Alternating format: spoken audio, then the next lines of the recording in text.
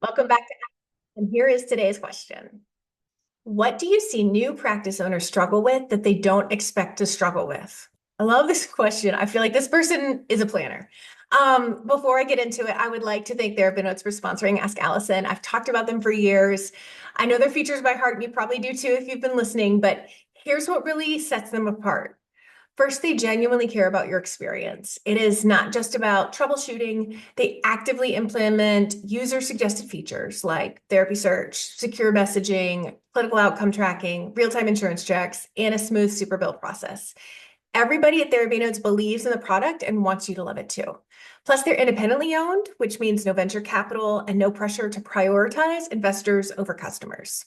This independence allows them to keep prices fair, focus on innovation, and prioritize customer experience. With over 100,000 therapists already on board, they've proven that you don't need to compromise success for quality. If you're ready to see for yourself, try Therapy Notes free for 2 months with the code ABUNDANT at therapynotes.com. All right.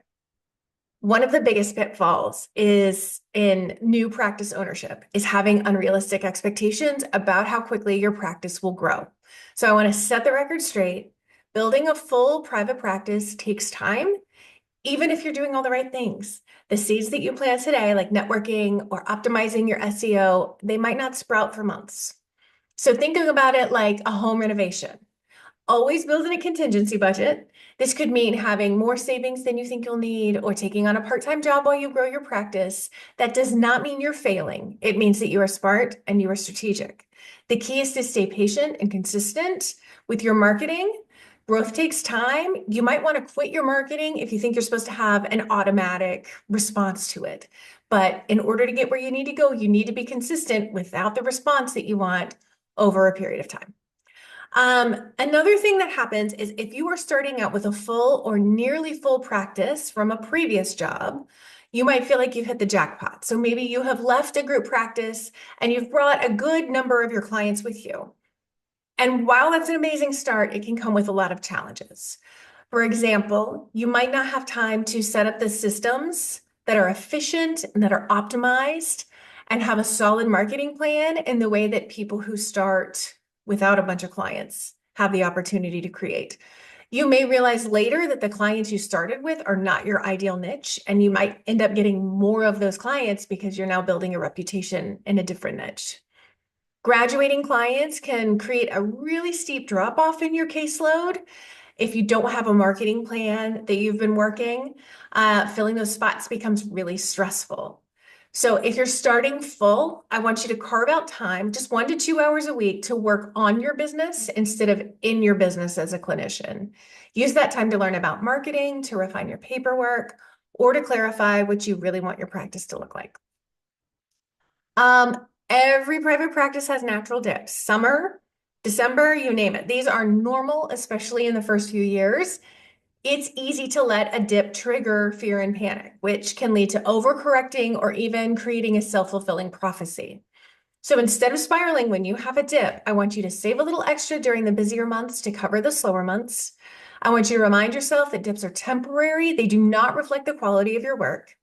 I want you to adjust your mindset. Dips don't mean you're failing. They're just a part of the rhythm of running a business. I want you to start with the end in mind. You can have what you want. If you don't want to work till 8 p.m., then don't work till 8 p.m.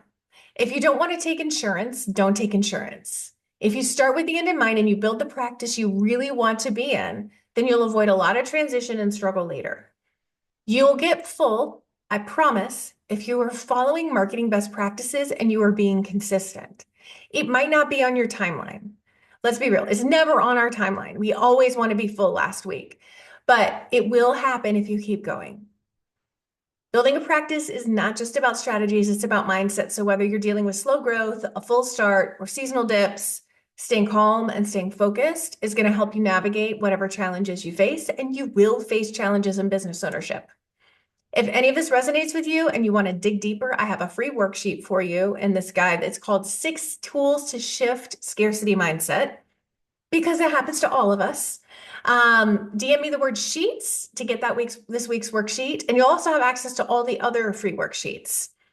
If you need help building your practice, if you are in these early stages or you're plateaued and you don't know how to get more clients in the door, I want you to DM me the word party. I'm going to send you a link and a coupon to the Abundance Party, which has gotten thousands of therapists full at this point. It is not hard. You just need to learn how to do it. All right. I hope you have a really great day, and I'll talk with you later.